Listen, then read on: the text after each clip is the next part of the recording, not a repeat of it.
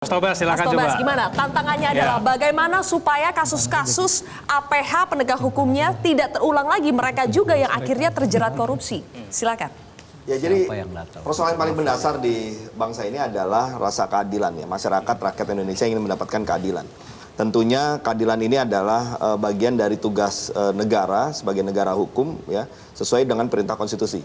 Nah itu yang paling mendasar dari semuanya. Nah oleh karena itulah maka ketika seseorang mendapatkan amanah untuk memimpin bangsa ini, maka yang paling pertama adalah bagaimana memperbaiki mulai dari diri sendiri, ya, memastikan bahwa seluruh jajaran pemerintahnya adalah orang-orang yang bersih dan berintegritas.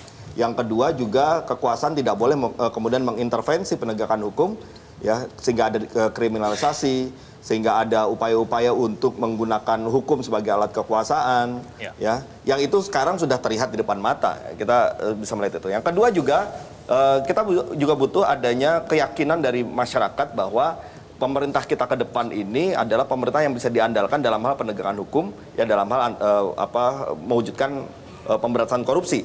Nah, oleh karena itulah kita sudah melihat beberapa tahun terakhir ini, ya, indeks kepercayaan masyarakat terkait dengan penegakan hukum, terkait dengan pemberantasan korupsi itu semakin menurun.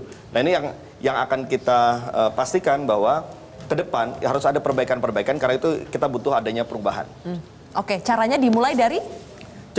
Makanya cara yang paling pertama dimulai dari diri sendiri dulu ya. Ketika mendapatkan amanah itu, maka kita harus memastikan ya kita yang memegang amanah ini dijalankan oleh SDM-SDM yang berintegritas, ya. Kedua baru kemudian dari internal apa yang bisa kita lakukan ya, untuk tidak kemudian melakukan intervensi menggunakan kekuasaan untuk mempermainkan hukum dan sebagainya. Itu saya harap itu menjadi suatu hal yang bisa kita lakukan bersama-sama, tidak hanya dilakukan oleh paslon ini saja, tapi juga harus bersama-sama melibatkan masyarakat, karena negeri ini bukan hanya milik kelompok tertentu, bukan hanya milik elit politik saja, tapi juga milik kita semua rakyat Indonesia. Jelajahi cara baru mendapatkan informasi. Download Metro TV Extend sekarang.